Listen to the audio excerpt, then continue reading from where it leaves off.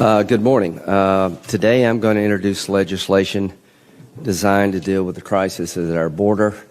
I have Mr. John Sanders, who's the Acting Customs and Border Patrol Director, who will describe the problem that our folks are facing at the border. And this is all focused on Central America. There's been a 64% increase in people apprehended at the border family units. Before, it would be a lot of young males trying to illegally cross into the country. Now we see people coming as family units.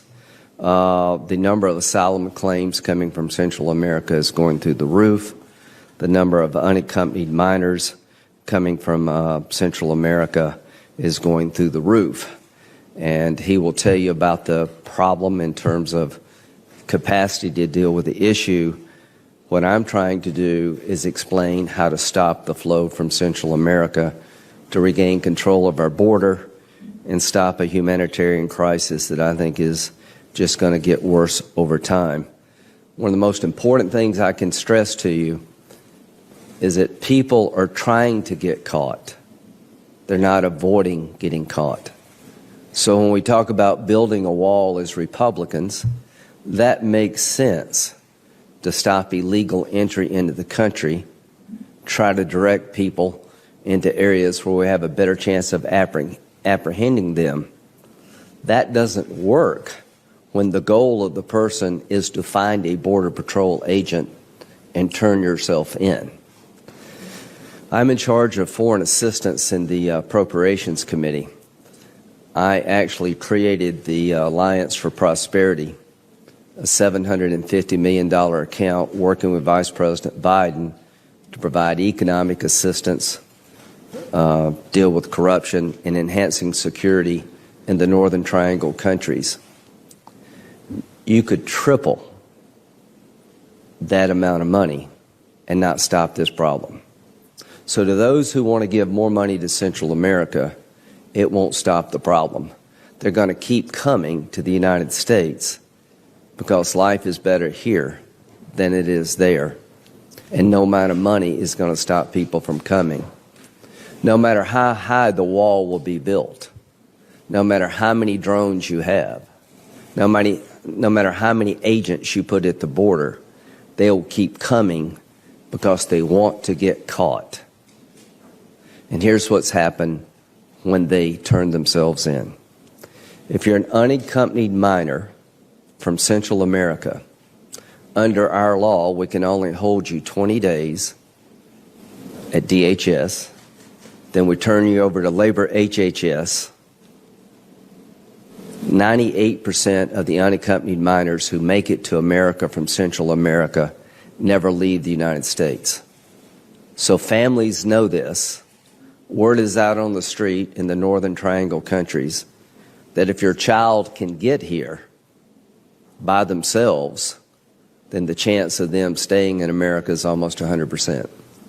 We're incentivizing a horrible journey. We're providing incentives to people to send their children by hiring a smuggler through hell to get to this country. And only God knows what they go through to get here. Under our law, if you come as a unit, family unit, and you have a minor child, we can only hold the family for 20 days because we don't want to separate the family. We don't have enough detention bed space. We release the entire family after 20 days. So word is out on the street in Central America that if you bring a minor child with you, your chance of being deported goes to almost zero. Your hearing date is years away, and we release you inside the country, and that's the goal of coming. So this legislation is going to deal with the problem that Mr. Sanders is about to describe. I do 4 things that are required to stop this humanitarian crisis and threat to our sovereignty. In the future, you can apply for asylum from Central America, but you have to do so in an American consulate or embassy in your home country, and we're going to try to set up a facility in Mexico. No more asylum claims at the U.S. border if you're from Central America. If you're an unaccompanied minor, we're going to change the law to allow the minor to be sent back to their home country in a safe and secure fashion, as if the minor child was from Mexico or Canada. There's a loophole in our law that we're going to close. Instead of having 20 days to process a family with a minor child, we're going to increase it to 100 days so that the family can be detained humanely and we can get the claim processed and not have to release them into the country. We're going to hire 500 new immigration judges to deal with a 900,000 person asylum backlog to clear the backlog. If we'll do these four things, then the incentives that's created by our laws will cease to exist. This humanitarian disaster will begin to repair itself. And I'm willing to sit down with Democrats to find a way to address the underlying problem in Central America. I'm willing to put other immigration ideas on the table to marry up with this. But what I'm not willing to do is to ignore this problem any longer. If you look at this problem and you think the bad guys are the men and women at DHS, the Border Patrol, Labor, HHS, you're missing the point. The bad people are the smugglers. The good people are the ones who are trying to humanely take care of a problem that's overwhelming the system. And one of the bad guys in this drama is Congress itself. Republicans and Democrats have let this problem fester. It's now got to the point that it can't be ignored any longer. I support comprehensive immigration reform, did in the past, will in the future. But the situation we have on the border today is horrible. It's unimaginable that it can be sustained. And my solution will stop the problem. And I am willing to work with Democrats to do some things they want to do. But the status quo must stop. And to give you a better explanation of what our nation faces from this crisis, John. Good morning. I would like to start by saying I am proud to be here today representing the men and women of Customs and Border Protection. Our agents and officers are well-trained, experienced, and compassionate law enforcement professionals. For months, these men and women have faced a crisis that poses unprecedented humanitarian and operational challenges unlike anything they have encountered. Never before has the United States Border Patrol experienced a situation where agents spend more than 50% of their time caring for families and children, providing medical assistance, driving buses, and acting as food service providers. Our apprehension numbers are off the charts compared to recent years. Let me briefly go over some of those numbers for you today. So far this fiscal year, we've apprehended nearly 520,000 people on the southern border. In the past 7 days, we have averaged over 4,500 arrests per day. In the last 2 weeks, we've had our highest single day, over 5,200 apprehensions, and our single largest group of more than 420 illegal aliens. Already this fiscal year, we have surpassed the total southern border apprehensions of every fiscal year since 2009. The number of family units and unaccompanied children has skyrocketed to 64% of southern border apprehensions. So far this year, we have apprehended more than 285,000 family unit aliens and nearly 50,000 unaccompanied children. In the month of April alone, we had 42,000 children in CBP custody. These are extremely vulnerable populations. They represent significant challenges, not only because of the additional care they require, but because our immigration system treats them differently than single adults. For the first time in Border Patrol history, nearly half the adults we apprehend in April brought children. They have clearly received the message loud and clear: bring a child, you will be released. Though we have added new soft-sided facilities to El Paso, Rio Grande Valley, and soon to Yuma Border Patrol sectors, our short-term holding facilities remain beyond capacity. We are trying to cope with this. To address the volume, we've detailed agents from the northern and coastal borders, officers from CBP's Office of Field Operations across the country, and our brothers and sisters from other DHS components.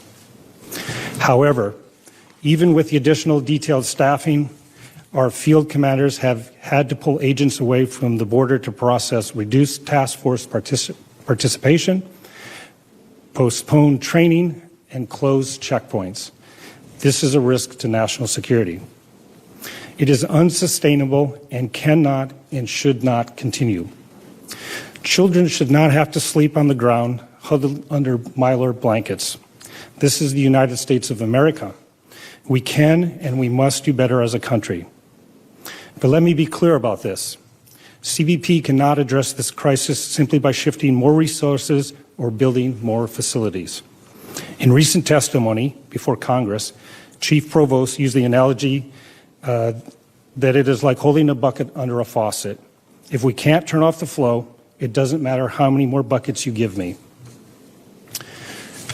To address the flow of illegal immigration, we must be able to apply consequences for illegally crossing the border. I also want to emphasize that we must stop directing our frustration and our ire at the brave men and women of CBP who go out to meet this challenge every day and who do their very best to cope with a worsening emergency. I've been asked by numerous people about what keeps me up at night. My response is always the same. Every night I go to sleep praying that nobody in our custody dies of an illness or injury. Every night I also pray that our agents and officers, who are some of the most dedicated people I've ever had the privilege of working with, remain resilient enough to stay healthy themselves.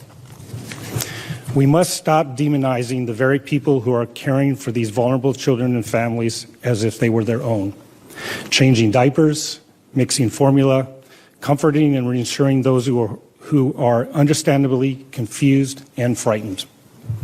Make no mistake, the situation on the southern border is a crisis. It is a crisis on several levels. For months, CBP has been very transparent in messaging that this is both a humanitarian and an operational crisis. It is also a policy crisis, and Congress must take immediate and meaningful action.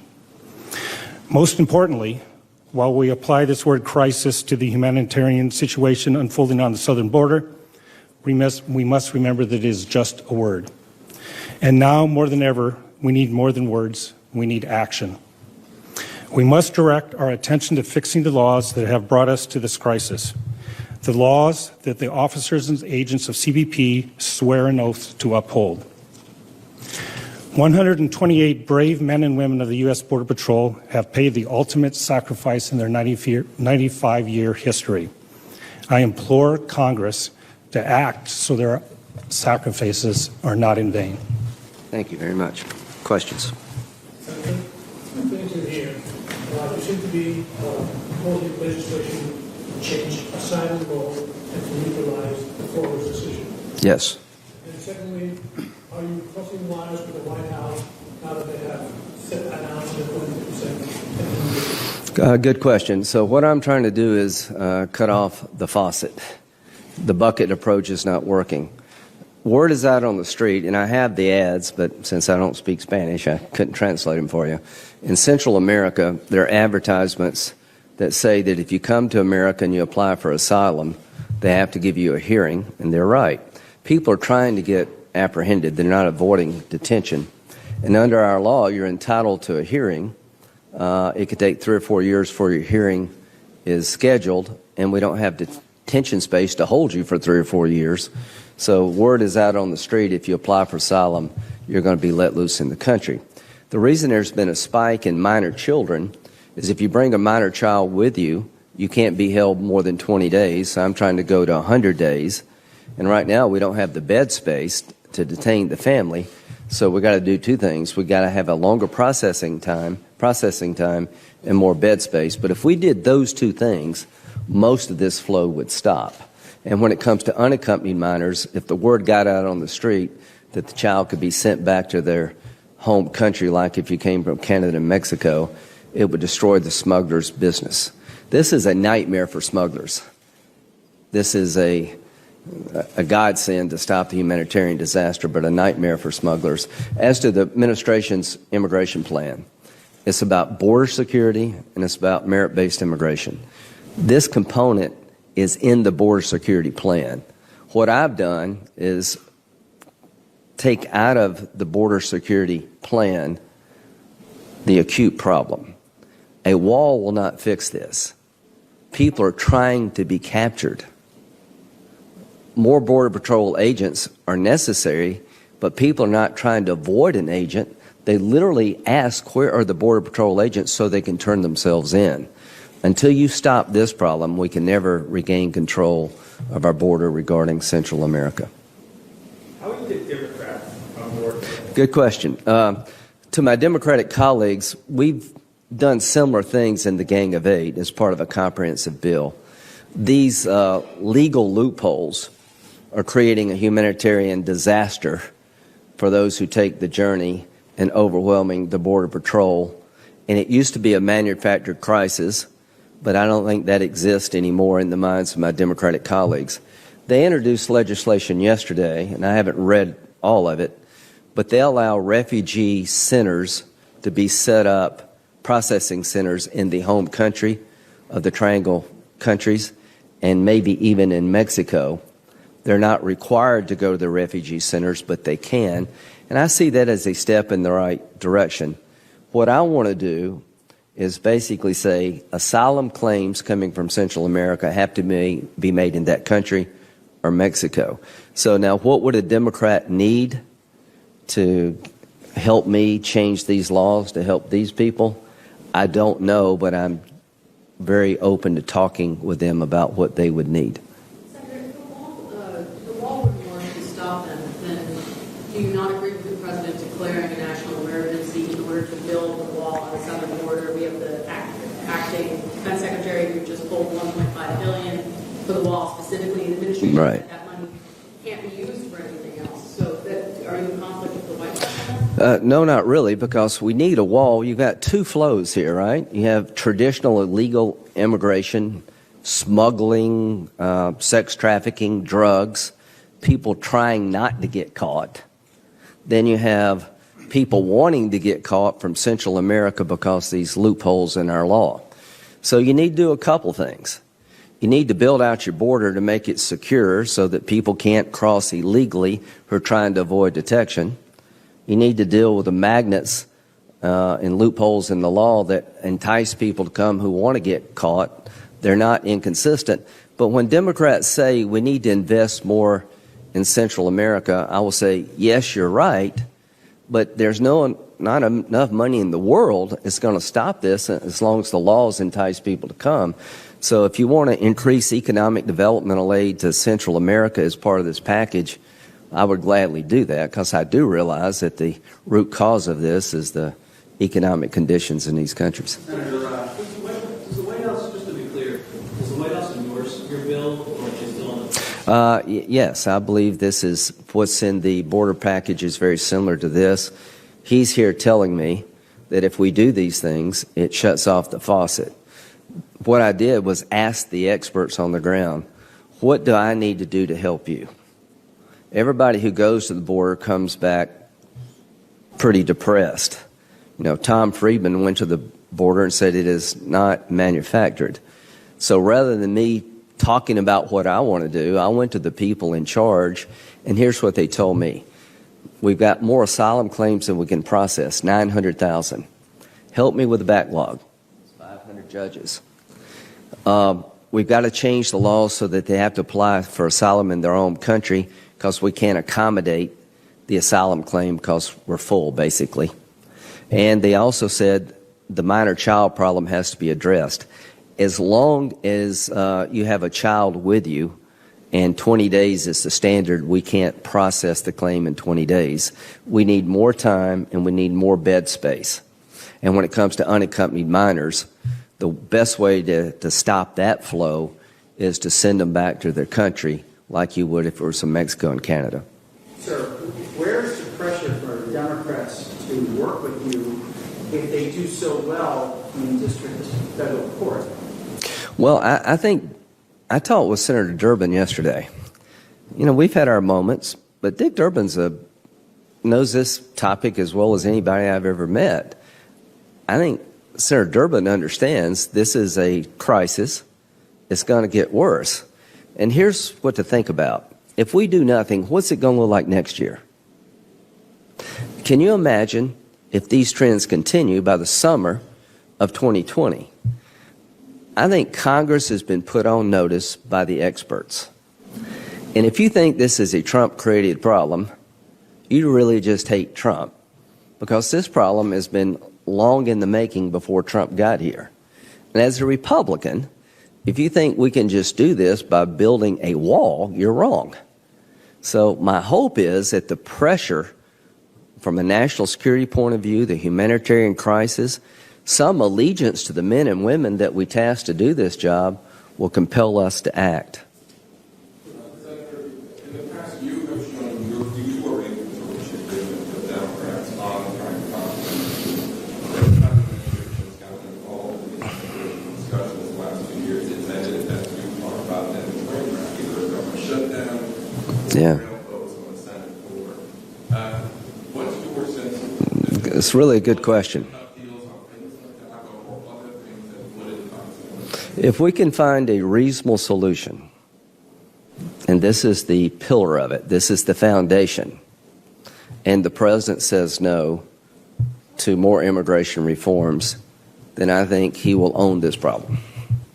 If Democrats won't even talk with us and won't make a good faith effort to stop this, they own the problem. And most Americans could give a crap about who owns this problem. Most Americans are going to put us all in one big pot, that we're incapable of solving problems that needs to be fixed.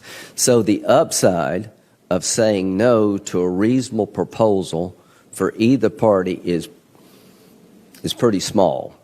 I think the public is going to have a backlash against the institution of the Congress and to President Trump. You've correctly identified the problem. You're right to want more money for a wall.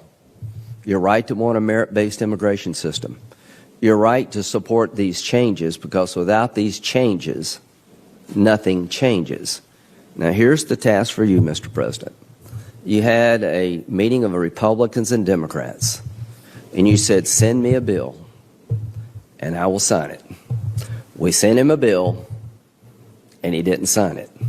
So I am urging the president to lead us to a solution. I'm urging my Democratic colleagues, in spite of your dislike and displeasure with this president, find a solution to this problem quickly. Senator, you agree on the... Nope, her. Senator, what do you say to your Republican colleagues who may not want to compromise with Democrats in order to have a solution? To any Republican who doesn't want to find a solution, then you own the problem. Then you need to go back to your states and your district and explain how you're going to fix this problem without a Democrat. And to a Democrat, if you want things that the market won't bear, then I think, and I know pretty much where the market is on this, the Democratic Party has marginalized this issue. They have told you this is not a problem. Trump created this problem. When President Trump made his State of the Union speech, every Democrat said this is just Trump hysteria, Trump demagoguery. To my Democratic colleagues, your credibility on this issue is pretty low right now. You need to understand that you were wrong. This was a real problem. To the president, you need to do more than talk about fixing it. You need to fix it.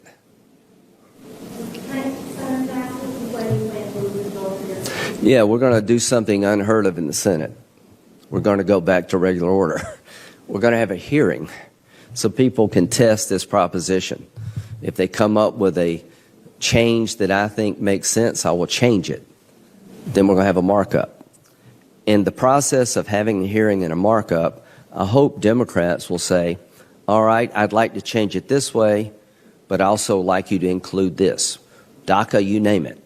Then we'll start talking with each other about a solution that will stop the flow from Central America, that will allow us to get rid of the 900,000 person backlog, take the pressure off our border security personnel, and also maybe fix some things beyond this problem.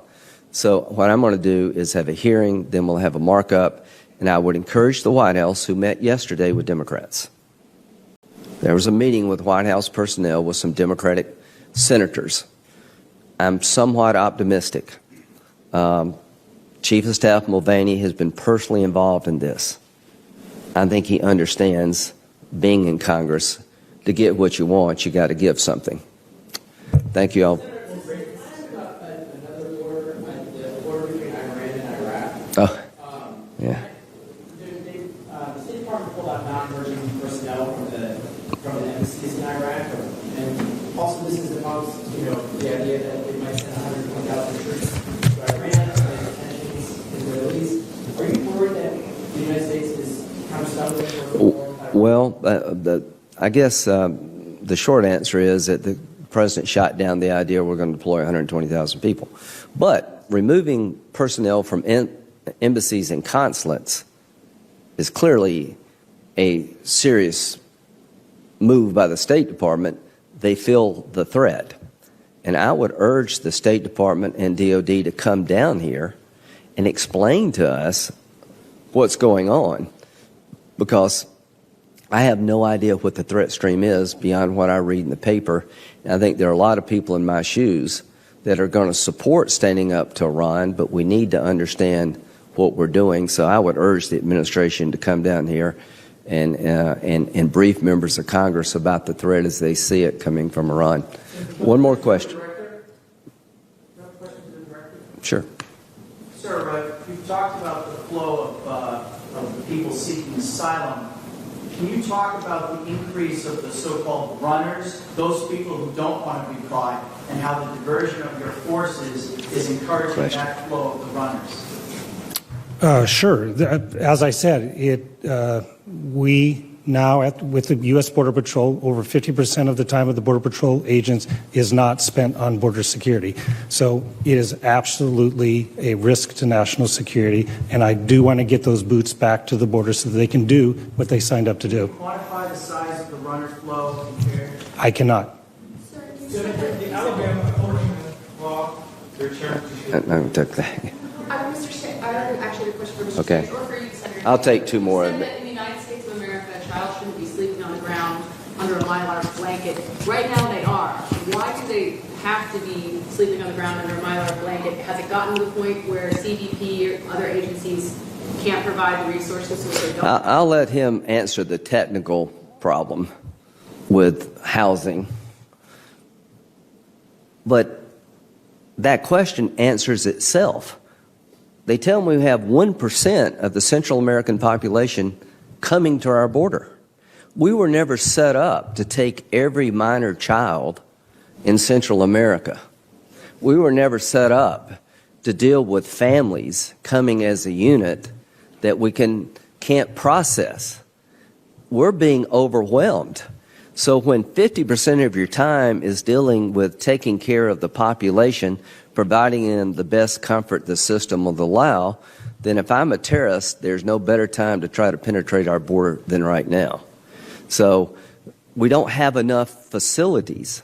And here's the point. You can't build enough to take care of this problem.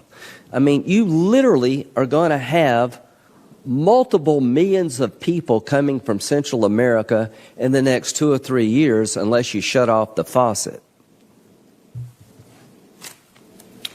So the simple answer to your question is Border Patrol stations were set up for short-term processing of people. The system is so backed up that once they are in our custody, we have no option but to keep them there. You were briefed by the president's team on the immigration. Right. Did they include anything from that?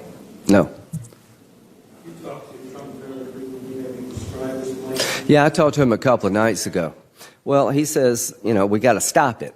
How do you stop it, Lindsey? I said, well, you go talk to the people and just think about it. Why there's a 64% increase of people with small children? They know that if you bring a small child, your chance of being deported goes down to almost zero. They know if you ask for asylum, we don't have enough bed space to hold you for your hearing for 3 years. They'll let you loose in the country, so they come to ask for asylum. I said, until you change these magnets, these laws, no wall is going to stop the flow. I think you got that. And the aid makes sense only if you turn off the faucet. Now, here's what I did tell him, that we're not going to pass my bill as written. You're going to have to get Democrats in the room. And this is the time for the Tuesday Trump to show up. This is the guy that got us all in a room saying, I'm going to work with you to solve this problem in a humane fashion and make sure we don't repeat it for the next president. So what I would urge the president to do is when I introduce this legislation, when we have a hearing, to actually try to work with Democrats to fix this problem and see what it takes. Thank you very much.